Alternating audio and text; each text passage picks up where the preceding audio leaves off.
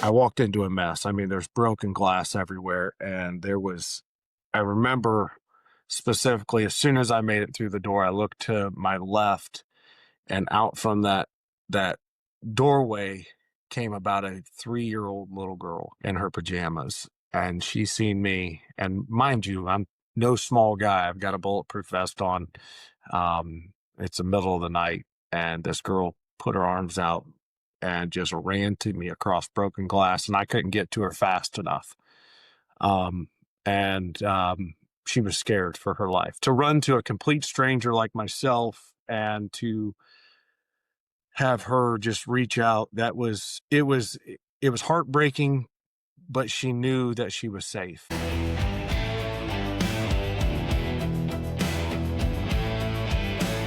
One degree of separation.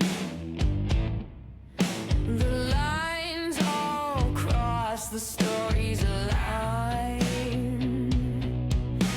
One degree of separation. Who's the next? You'll know in time. Welcome to the fourth episode of the One Degree of Separation podcast. I'm your host, Ryan Murphy. On this podcast, we explore the theory of 6 degrees of separation and prove how we're all connected. At the beginning of each 6-episode season, I'll begin with one fascinating guest who, after their interview, will recommend someone they know who has an interesting story to tell. This creates a chain of connections and incredible stories. Subscribe on your favorite podcast platform and on social media at One Degree Pod.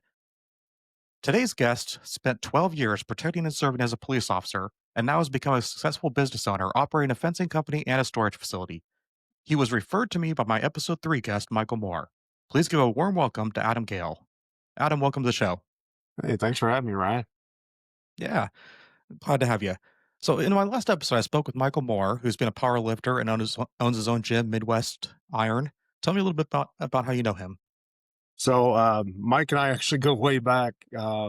It started by one day I was introduced to him. Mike's got a pretty hard exterior, but inside he's got a big heart.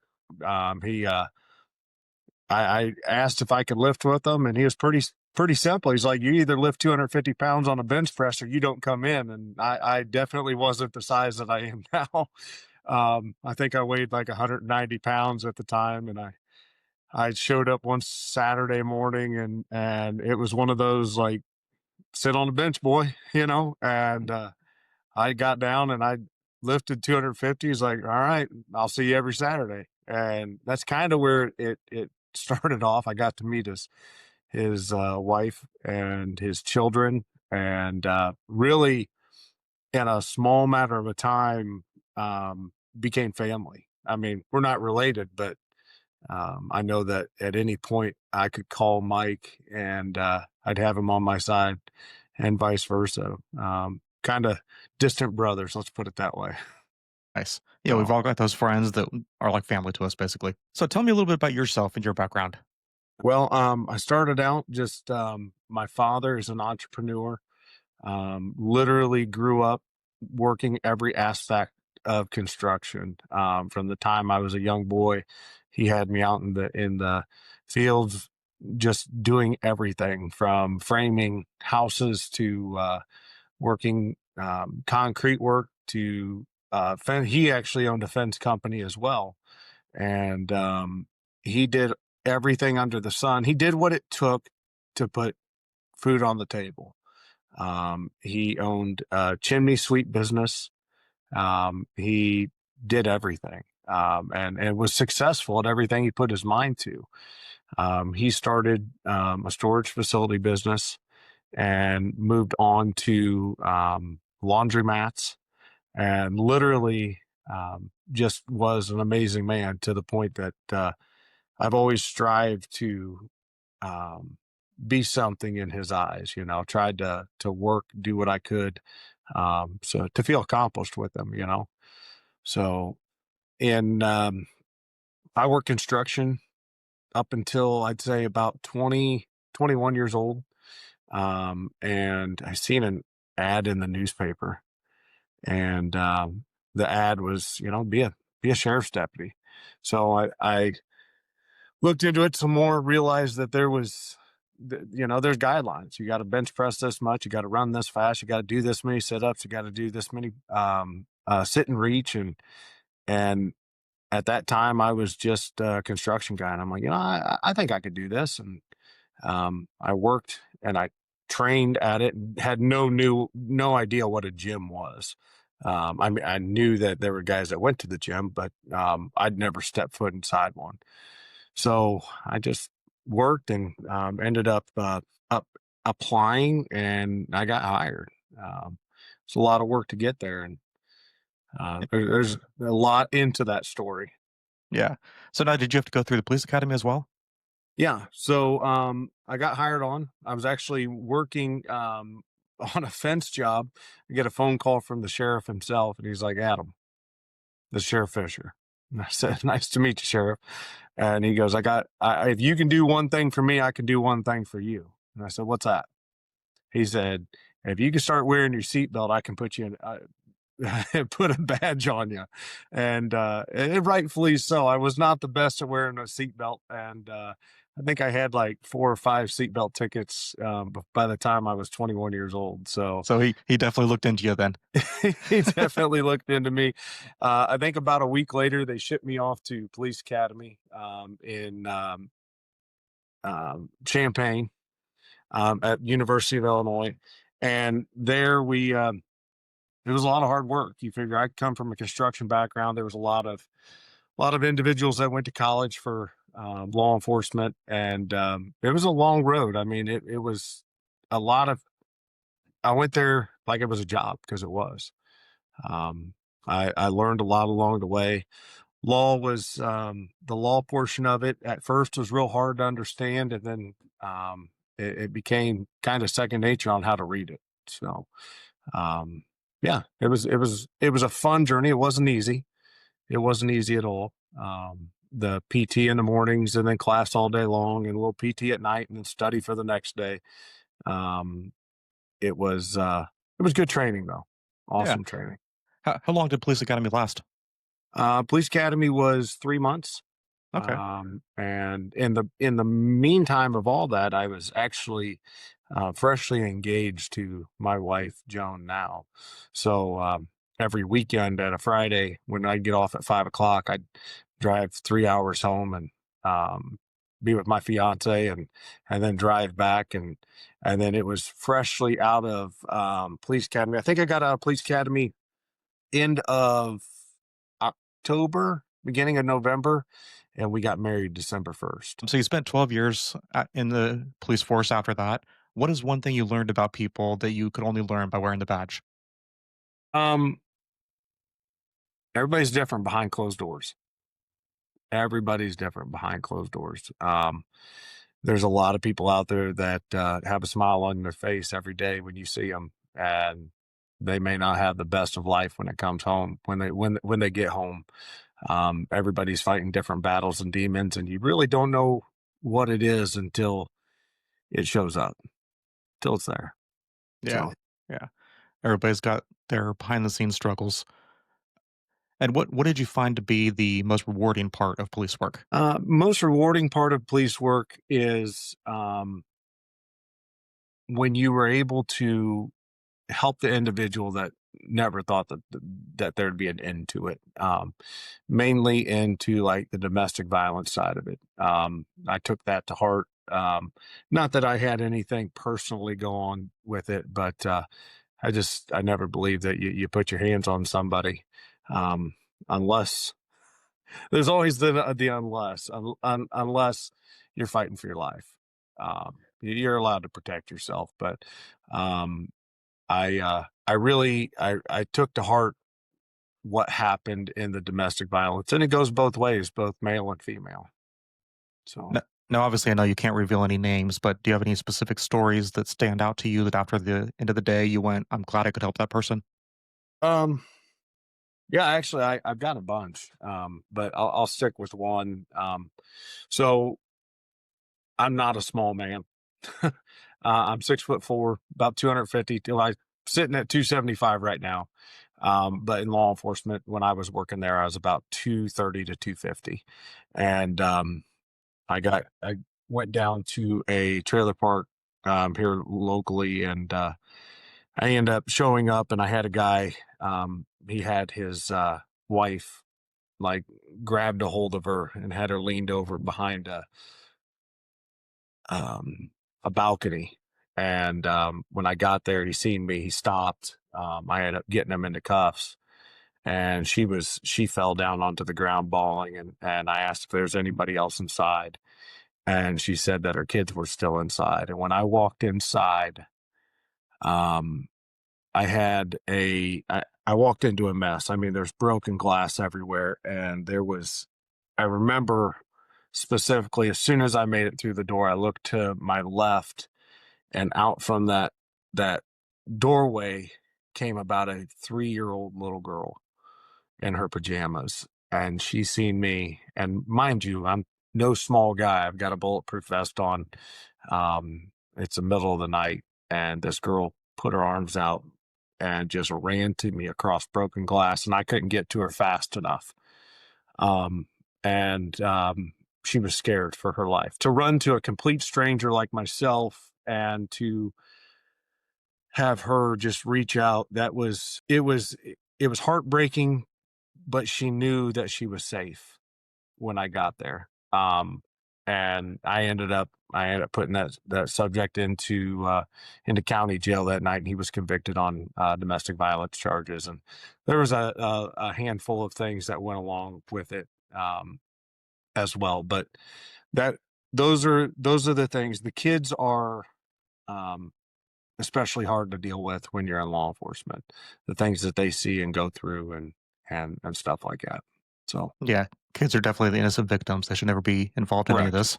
correct. So, describe a routine day that unexpectedly became chaotic.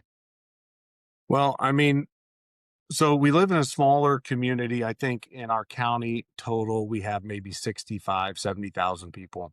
Um, and there's not, I mean, nobody ever wakes up planning on hitting the ground running. The law enforcement isn't like the show Cops or the what you see on TV. It's not 24/7 go go go go go. Um, Especially in a smaller community, I imagine.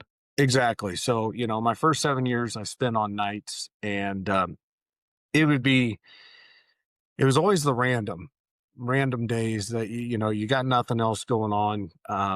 You've had no calls all night except for maybe uh a couple dogs barking and stuff like that. And then you go to you're kind of chilling out, waiting for the next call. There's no movement at 2, 3 o'clock in the morning. And the next thing you know, you're going to shots fired across the county. And It goes from 0 to 100 real quick. And your random traffic stops where, um, you pull somebody over a nice car, they're going a little fast, 12, 13 miles over the speed limit. And then when you get up to the car, the person's got a warrant, and they're not going back to jail. They don't want to go back to jail, and they're going to do whatever it takes to not to go back to jail.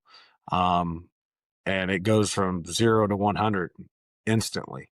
And it's just keeping your head on a swivel and making sure that you have all your ducks in a row to make sure you're safe and your fellow officers are safe.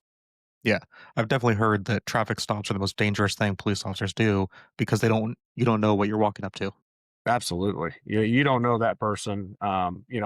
Illinois, they do have concealed carry now. And at the time when I was in law enforcement, that was about the time when they were talking about, what do you think about concealed carry? And I'd have so many random people come up to me. What do you think? You're an officer. How should I vote? Or how should people be voting for concealed carry in Illinois? And the way I looked at it, it didn't bother me. And it caught a lot of people off guard. Like, what do you mean it doesn't bother you? That everybody could be carrying a gun. Well, the way my training was, I treated everybody like they had a gun anyways. I when I was dealing with somebody, hey, listen, these little hands, these are the only things that are going to hurt you. So when it come to traffic stops, it came to the Terry stops, anything like that, as long as I had the person keeping their hands out of their pockets, I knew that I was fairly safe, you know.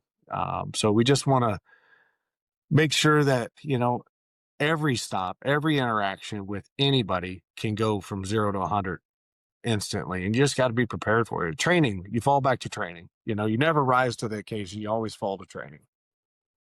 What was the hardest truth you had to accept about the justice system while you were part of it?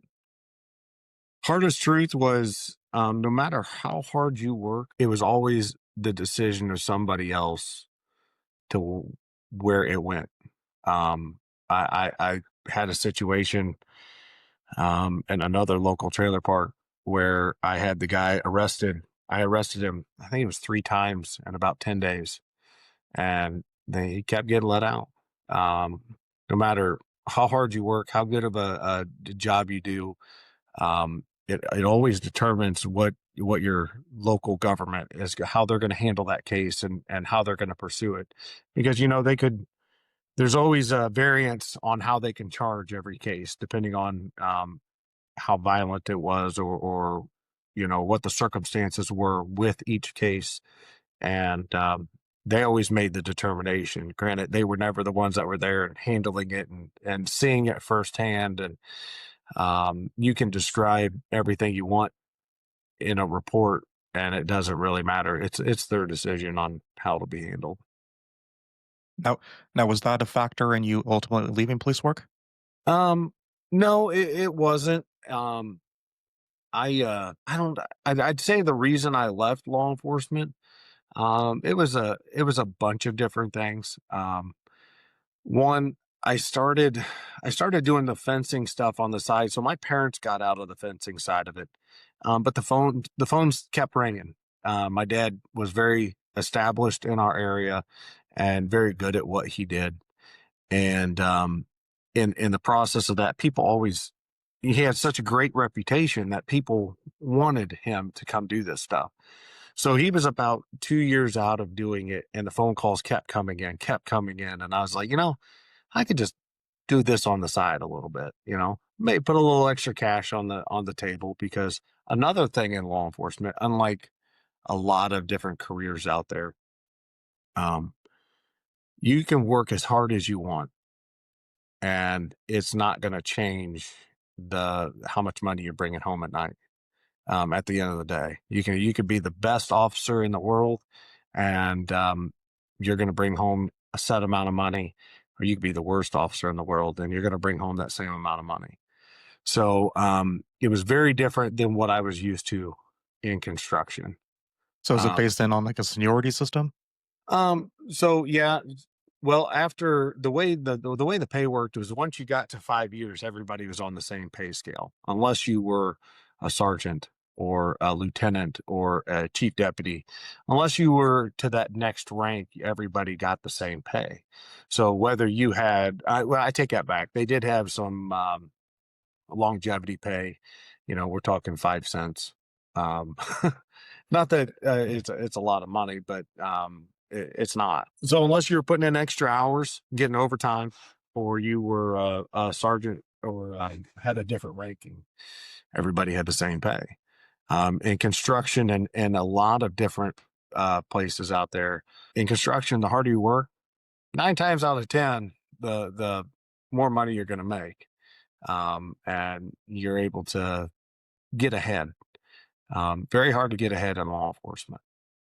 Describe the moment that you realized that fencing was something you wanted to do full time and that it was no longer viable as a side job. Well, my wife has a lot to do with that. So I don't care who who says what out there. A man is only as good as the woman he can put himself around. My wife is an amazing woman. She's a saint. She's able to put up with me. So I think that does make her a saint. But my wife came to me after about a year and a half of doing law enforcement and fencing and the construction side of it. She came up to me. She said, "Listen, Adam, I love you, but you're going to have to make a decision, one or the other. I don't care which. You make the decision, but I can't be a single mom." And that's exactly what I am right now. I am a single mom. Um, I'm raising both our kids. You're gone at 4 a.m. in the morning, and you're coming home at 11, 12 o'clock at night. Kids are in bed. They don't see you unless it's a weekend or if they get up in the middle of the night and crawl in bed with us. We had small children at the time. So I really thought about it. And I made kind of a little mind game, a little business thing with myself. I said to myself, I'm like, I need some equipment. So one of the pieces of equipment I needed was about $35,000, which at the time was not that far off of what I was making at the sheriff's office. And I told myself if I could get that piece of equipment paid off in that amount of time, that tells me in about a year's time I could support our family with what I'm doing. So after 12 years of police work, you transitioned into building fences. Ultimately, it was a family decision. What is the single biggest misconception people have about that industry? Misconception about what? About that industry? So biggest misconception is going to be it's a fence. It's easy to do. I mean, you just dig a couple holes, you put the post in the ground, you put it on, and you're done. There's a lot more to it. We do everything in house. So when you want a gate and you decide that you want this built, I don't call somebody and say, "Hey, I need this gate built." We hand build everything in house. I found that if you don't put your hands on it, you're not going to get what you want. I have some of the best welders. I weld myself. We have everything done. We do top notch, and I'm unwilling to sacrifice um, our product and what we do for a dollar. I'm not willing to give that up. Um, so I just have that. If I say I'm going to do it, I'm going to do it, and we build everything top notch. I mean, I deal with some of the biggest business owners around. I handle the businesses. I deal with some of the biggest contractors around. They tell me a date, I make it happen. Come hell or high water. So you're definitely more about the quality than the quantity. Quality every day over quantity. I have a list of people that we go through as far as it's a first come, first served basis. I piss a lot of people off. They say, "Hey, well, what if I paid more?" No, I'm sorry. Just your lack of preparation doesn't constitute an emergency on my part. Yeah, absolutely. And the only time that ever comes into a situation is, of course, there's exigent circumstances with anything.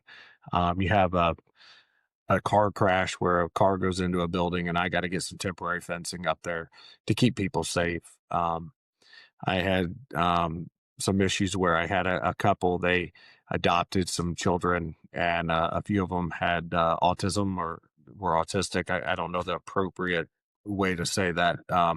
And they called me frantic. Hey, listen, we've got to get something up. These kids we're doing everything we can. We just took them in on, I don't know if it was adoption or how exactly they took the kids on, but there are some exigent circumstances, but for the most part, quality over quantity every day of the week.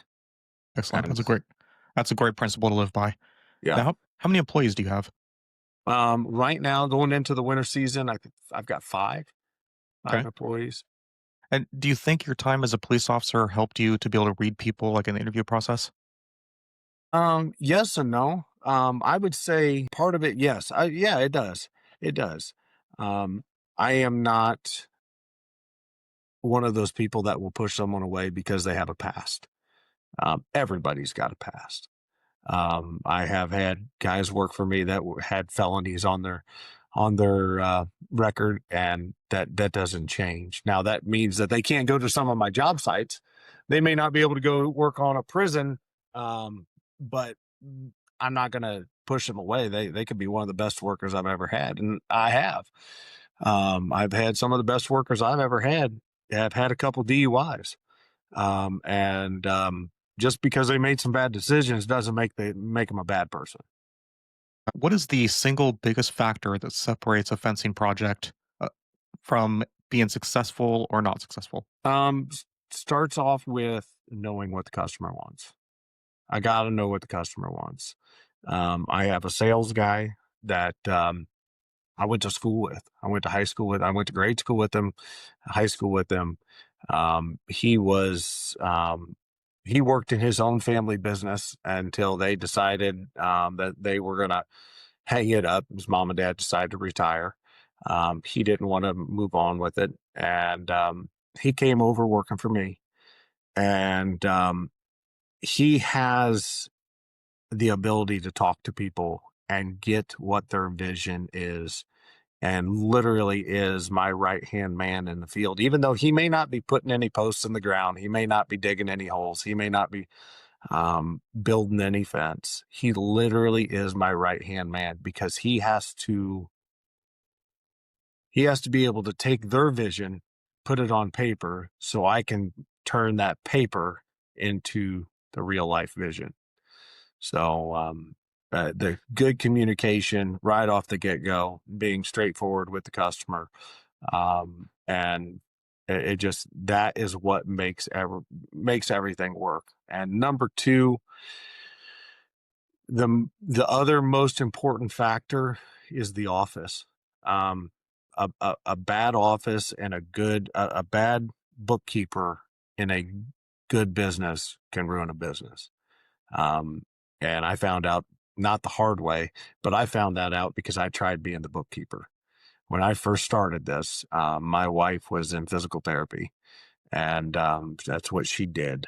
And I was overwhelmed. I didn't know, because I'm running the outside, the inside, the sales side. I wore several different hats, and sometimes both hats at the same time. Um, and having her, she actually, I'd say 2 years, 3 years after I started out on my own, she decided to step away from the physical therapy side of it. And she, I mean, just without issue, stepped right in and took over the books, and took over the bookkeeping side, and handling customers and stuff like that. And her and Ryan, my wife, and my sales guy, literally are, they're the makers. They're the ones that are making things happen. Now, granted, you can bid every job in the world, and you can bookkeep every job in the world, but if it don't get finished, it doesn't matter. Yeah. So So it's now, go ahead. now, have you ever had a job where because of poor communication, you got halfway through and just had to stop the project? Oh, never, never. There's always a way. There's always a way.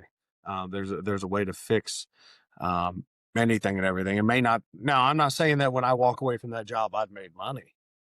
I'm not saying that at all. At the end of the day, when I worked for the sheriff's department, the sheriff was my boss, right?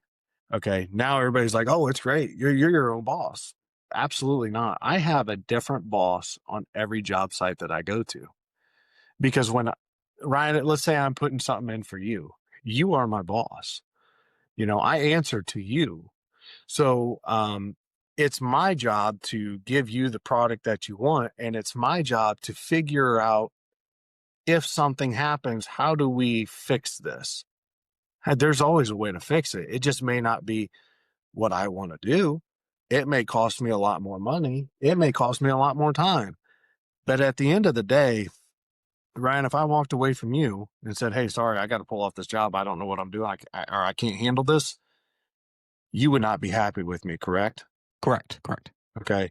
Now, a reputation can ruin you in a small area. So if let's say I lose $1,000 on it, or $2,000 on it, or $5,000 on it. If I walked away and I gave you everything you wanted, you gonna have anything bad to say? No, absolutely not. No. So Yeah. that's where I'm at. Yeah. So I'm not saying that we haven't lost money on jobs. That'd be a complete and total lie. I've lost money on jobs, but as long as we can see where I lost money and know where to fix it for the next time, I'm okay with it. I mean, I don't want to do it every time, but I want to be able to, all right, this is where we messed up. Let's not do that again. Let's figure out, so this doesn't happen again. What's something that we can put in place to make sure this doesn't happen again? There's been a lot of growing pains. There was one time I thought that the more guys I had, the more stuff I'd get accomplished. That's not the case. More guys and trucks I had out there, I found out that the less I was able to put my hand on every job, not trying to micromanage, but make quality control, the less I was able to put my hand on every job, and it actually made it a lot more of a headache for me. So at the end of that season, I kind of backed up. I don't want that to happen again, and I brought down my employee the amount of employees I had, and I made sure that my quality stayed the same. So that quality and quantity thing was a big thing for me. I of course I want to get as much done as I can, but quality's got to be there if it's not worth it. So you would definitely say your reputation is more important to you than profit. Absolutely. Now, profit's not a bad word. Absolutely not. Profit's not a bad word. At the end of the day, the reputation will supersede the amount of money. Now, depending on the what it is, I mean, I'm not willing to lose my business over a job, you know. Well, but I've never been put in that situation. Now, do you think that that reputation over profit was something you learned early on, or is it something that took time to understand? Um, I learned it. So again, it goes back to my dad being an entrepreneur. That being said, one piece of advice that he gave me in the very beginning was, if you say you're going to do it, do it. And you'll never have a problem getting paid on a job as long as it's finished. So, I've literally had, $30,000, $40,000 sitting out in there and waiting because I didn't have a post cap. I'm not going to send you a bill until I got that job 100% finished. And it may take 2 weeks for me to get that post cap. Maybe it's a special order. I've had it happen. That post cap gets put on. I send you the bill. I get paid. I've never had an issue getting paid. So now you also, in addition to your fencing company, you also run a storage facility. Tell me a little bit about that. So I do. So my parents, at a very, I mean, it was about when I was born, they started a storage facility. And my mother and father ran it for years and years and years. And then when my wife decided to leave the physical therapy side of it, my parents decided they wanted to retire, not sell it, but they wanted to retire. They just didn't want to come in Monday through Friday and deal with the day to day because they have almost 800 renters. So they asked my wife to, hey, listen, is this something that you can handle? My wife, I mean, not only is she a saint, but she's one of the smartest people I've ever met in my life. I mean, she runs it like it's a breeze. Very technical on everything she does, keeps everything in the lines. So just the fact that I run my fence company out of the same building that the storage facility is in, um, and we're family owned. I mean, my wife and I, we go to work with each other every day. I love working with her. She may not like working with me sometimes, but um, I love working with her. We both handle the fencing side of it and the storage facility side of it. When it comes to repairs, you have people that run into buildings, or you have people that leave stuff behind, dressers and stuff like that. She's a little bitty gal. She's 5'9" and 150 pounds. Or, well, she's not that much. She's probably 130 pounds. Um, she can't move a big dresser. So it's, Adam, go move this, or Adam, go do that. So I'm kind of her little worker boy. Now, we actually have a little bit of a connection here with that. My sister actually was an administrator at a storage facility for a long time in a small town out in California, and she definitely told me some stories of stuff that happens out there. You know, she Yeah. she at one point, she lives in a fishing community, so she told me at one point that somebody was storing their fish inside their storage unit and just Okay. stinking up the entire place. Oh, yeah. What do you have any similar stories like that? I've come into work. There's times I'll come in at 4 a.m., even though we don't start till 7. And I'll get in my office and I'll work on paperwork and stuff like that. And just I don't know if it's the law enforcement side of me or the storage facility side of me, but I'll make a trip around before I park and come into my office just to make sure everything's where it's supposed to be. And I found people sleeping in them. I've had people having parties in them. You can't do that. Come on. I've I've caught people cooking methamphetamine in them. Um, it's just one of those. We have in our area, going back to the quality quantity thing, we have some of the most secure facilities out there. One, it helps that we own a fence company. So everything's under lock and key all the time, padlocks and fencing and barbed wire. Number two, my parents are very old school, and so are my wife and I. So we have somebody at these facilities um, all the time, with the exception of a few hours in the evening. We have somebody at an office to handle questions, take questions. Even if we have everything rented out, we have somebody there cleaning up the lot, making sure locks are checked, making sure that things are where they're supposed to be. Um, and so in our small community, that gives people a lot of peace of mind. Absolutely. Now, I know when we were working on scheduling this interview, you mentioned that you had a break-in happen. What happened there? Well, we're a very, very secure facility. I honestly think it was a bunch of kids. So I have at our other facility, we have cameras. I have like 36 cameras. And we do our morning lock checks where we have our gal go around and double check and make sure that everybody, if anybody's moved out or anything like that. And she walked up to one and noticed that the lock was cut. And so she called immediately. She's like, "Hey, listen, I have a cut lock on here." And I'm like, "Okay, well, don't touch anything. I'll be out." My wife and I, we ran to the other facility and we got out there and sure enough, we tell every one of our customers, "Hey, you got to have a round disc lock on it. They're much more secure." And we had, I think it was 5 people that didn't have disc locks. Someone came up with bolt cutters, cut them right off. They're real simple to cut. And we had all 5 of those people come in and view everything, and nothing was taken. Nothing.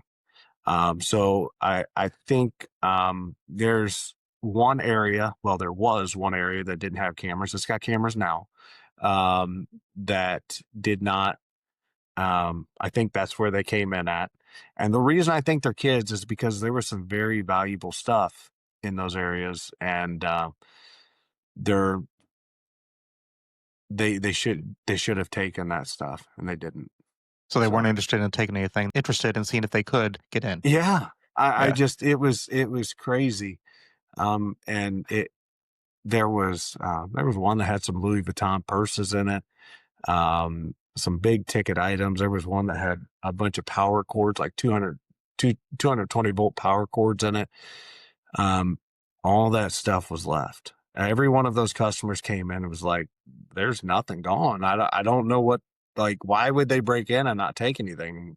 We have no clue. So, one thing we did to be proactive in it is we went through um, all 300 of our units out there, and anybody that didn't have one of those disc locks, we literally paid out of pocket. "Hey, listen, we're putting a disc lock on here. Next time you come in, come get your key."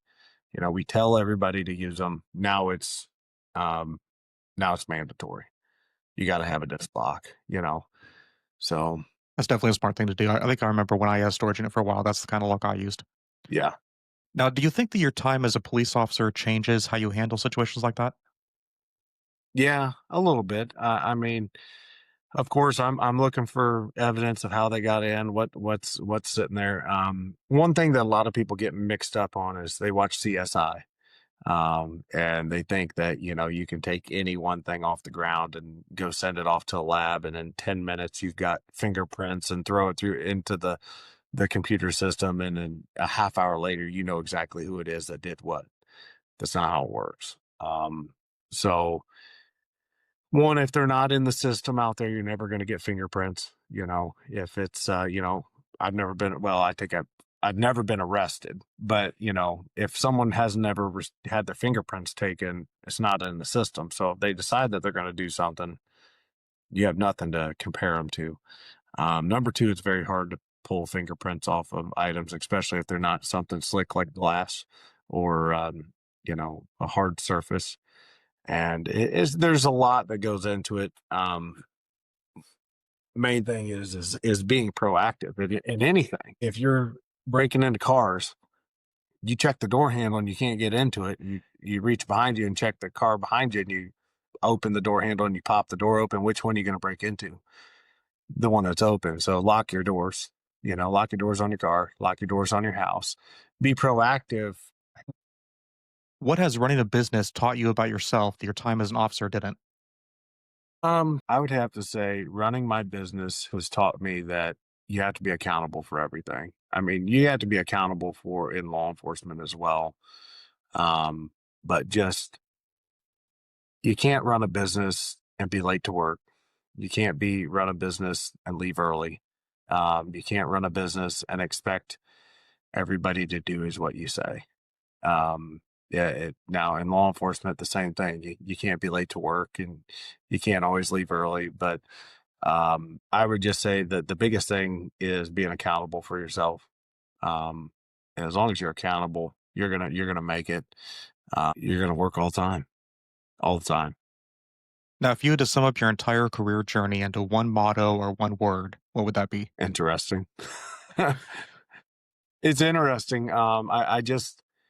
I absolutely loved law enforcement. I did. And I don't ever want anybody to think that I left law enforcement because I didn't like it. I loved it.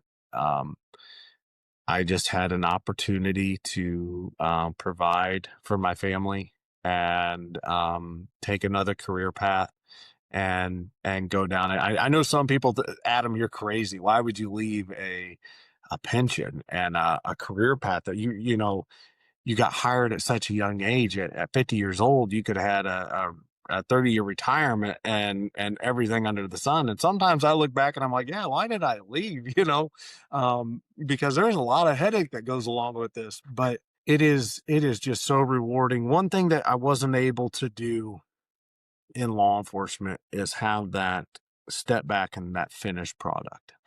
Um, in the fencing business, I can step back, and I did that.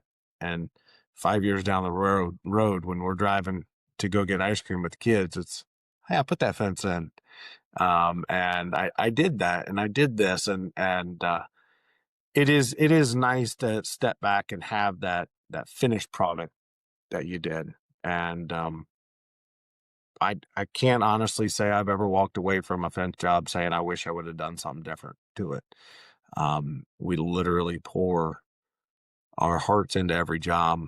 Um, and as simple as a chain link fence job in a backyard for a poodle to I've done some really grand fence jobs with that have hit magazine covers. I've had people come in and ask, hey, listen, can we use your name in this article? Because we're doing a story on this house that was done. um, I absolutely love working for the people, and yeah, my motto, it's interesting. It is. My life is interesting. I never know what day's gonna what what's gonna lead into the next. Now, if someone wants to contact you about a fencing job, how do they find you online? So um Quincy Fence Company. I I didn't know exactly how Google worked. I was just a cop. So I thought, if I put in a Google search and I put in fence company in Quincy, I've hit three of the words I'm looking for. So Quincy Fence Company, so I figured that maybe that would do it, years ago in the phone book era, which Ryan, I don't know how old you are, but I definitely the remember phone books. the phone books, you'd always Yeah. try to pick your company name to where you had it alphabetically, in order, so double A fence company, so you were the first person on there. So when people were looking at the phone book, they knew, oh, here's the first one. So you'd get more calls than the person that was ZZ, fence company. So I didn't know exactly how Google worked. I didn't realize it was paid for, and you have to pay to have it sponsored and get out there. So I came up with the Quincy Fence Company name because I thought it those words will pop up. But most everybody, when I first started, I was using my cell phone, and everybody was calling my cell phone. Um, and then, I finally got into an office and got a landline, and most everybody's contacting me either through email or I mean, I still get them by my cell phone, sometimes at 10 o'clock at night. In fact, just Friday night, I got a phone call at 10 o'clock at night. Hey, I was just thinking about this. I need a fence. I'm like, okay, well, it's 10 o'clock. How about Monday I get a hold of you? You Yeah, know, yeah. Thank you, Adam, and thank you so much, everyone else, for listening. Check out episode 5 next Tuesday to discover who the next link in the chain is. Also, be sure to subscribe on social media, YouTube, Spotify, and Apple Music at 1 Degree Pod. Thank you, everyone. Have a great day.